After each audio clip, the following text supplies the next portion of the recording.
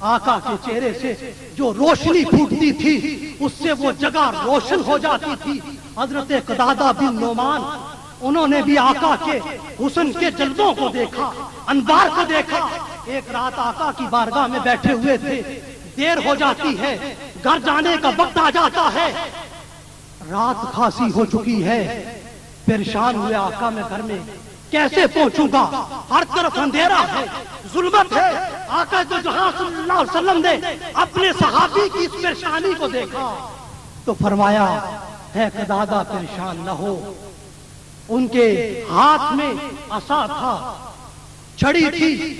حضور صلی اللہ علیہ وسلم نے اس عصا کو اپنے ہاتھ میں لیا اور عصا کو ہاتھ میں لینے کے بعد فرمایا ہے قتادہ اس عصا کو اب لے جاؤ، فَيُضِيُّ لَكَ عَشْرَ يَدًا خَلْفَكَ وَيَدَيْكَ۔ اے قتادہ اس عصا کو لے لو، یہ عصا اب تمہارے لیے 10 ہاتھ آگے اور 10 ہاتھ پیچھے روشنی کرے گا۔ ارے وہ عصا، وہ لکڑ تھی، چہرہ دستے مصطفیٰ صلی اللہ علیہ وسلم اس کے ساتھ مت ہوتے ہیں، دستے مصطفیٰ اس کے ساتھ لگتے ہیں، وہ لکڑ روشن ہو جاتی ہے، وہ لکڑ جس کا وجود غیر ہے وہ روشن ہو جاتی ہے، اور وہ ذات جو اسی سلسلہ نور سے ہو ان کے انوار کا عالم کیا ہوگا، وہ جو اسی سلسلہ نسب سے ہے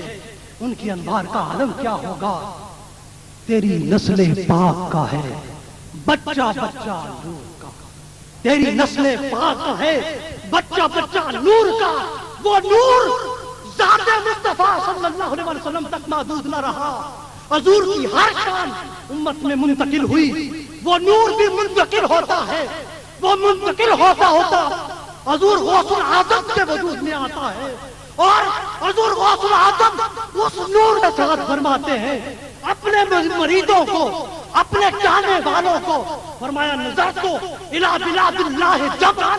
کحاجرۃ علی حکم اتصالی، فرمایا ہے میرے مریدوں، ہے میرے چاہنے والوں، دنیا میں جہاں جہاں بسنے والوں، جان لو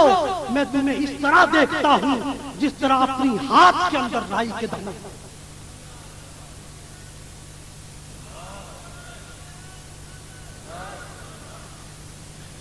اور یہ نور پھر منتقل ہوتا رہا نسل در نسل، آقا کی نسل میں یہ نور منتقل ہوتا رہا، اور آقا نے انہی ہستیوں کے لیے کہا اتقوا فراست المومن فإنہ ینصر بنور اللہ، فرمایا مومن کی فراست سے ڈرو اس لیے کہ وہ اللہ کے نور سے دیکھتا ہے، اور فرمایا ان کی پہچان یہ ہے، نور والوں کی پہچان یہ ہے اذا رؤوا ذکر اللہ، جب ان کو دیکھو تو رب یاد آ جائے، یہ نور کی پہچان ہے۔ میں نے کتنوں کو سنا، کتنوں کو دیکھا، حضور سیدی و مرشدی و سندی حضور سیدنا طاہر علاء الدین القادری الگیلانی رضی اللہ تعالیٰ عنہ کی بارگاہ میں آئے، ذہنوں میں سوال لے کر آئے، بیعت کے ارادے سے نہ آئے، جانچنے کے لیے آئے، دیکھنے کے لیے آئے، لیکن کرامت کا ظہور اپنے سامنے دیکھنے کے لیے آئے، لیکن جب پہلی نگاہ سیدی و مرشدی کے چہرے پر پڑی سارے سوالوں کا جواب مل گیا، سارے سوالوں کا جواب مل گیا، اور اسی وقت بیعت کا ارادے سے نہیں آئے تھے، بیعت کر کر گئے، مرید ہو کر گئے، پرکھنے کے لیے آئے، خود غلام ہو گئے، خود غلام ہو گئے۔ تو یہ وہ ذوات اقدس ہیں جو سلسلہ نور کی آمین ہے، اور یہ سلسلہ نور قیامت تک آقا دو جہاں صلی اللہ علیہ وسلم کا ان نورانی وجودوں کے ساتھ جاری و ساری رہے گا۔ ہماری یہ ایمانی ذمہ داری ہے ان ذوات کا ادب کریں، احترام کریں، اس لیے یہ ادب ایمان کا تقاضا ہے، یہ محبت رسول کا تقاضا ہے، یہ حب اہل بیت کا تقاضا ہے، یہ نسبتوں کی قدردانی ہے، یہی کل ایمان ہے، جس میں ادب نہیں وہ بے نصیب ہے۔ اللہ رب العزت ہمیں ان ذوات اقدس کی ہر اعتبار سے ادب اور احترام بجا لانے کی توفیق عطا فرمائے۔ وآخر دعوانا الحمدللہ رب العالمین۔ کار و خیالات کا اظہار فرما رہے تھے حضرات۔ قافلہ کوئٹہ سے اس پروگرام میں شرکت کے لیے تشریف لایا ہے، میں اسے خوش آمدید کہتا ہوں۔ اس کے علاوہ حیدرآباد سے چند احباب تشریف لائے، انہیں خوش آمدید۔ سکھر سے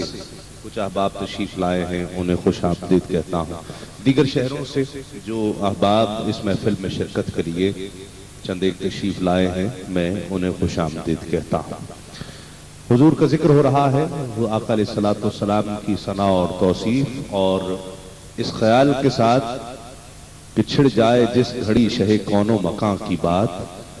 چھڑ جائے جس گھڑی